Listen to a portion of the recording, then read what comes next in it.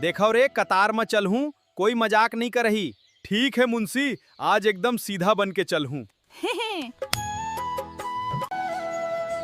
देखो रे, कतार में चल हूँ, तरबूज कहत रहीस कि तोर कांवर प्लास्टिक के है। का? अभी पूछतो, नकली काबर कहिस? मैं मोला तो नींबू कहिस। अरे नहीं रे, मोला अंगूर बताइस। का? अरे मजाक करत रहे हो। देखो रे, कतार में चल हूँ, तरबूज कहत रहीस कि तोर कांवर प्रसाद। का? अभी पूछतो, देखो रे, कतार में चल हूँ, तरबूज कहत रहीस कि तोर कांवर प्रसाद। बोलबम यात्रा आए कि कुश्ती प्रतियोगिता। देखो रे, कतार में चल हूँ, हर हर महादेव, कांवर प्रसाद। बोलबम यात्रा आए कि कुश्ती प्रतियोगिता।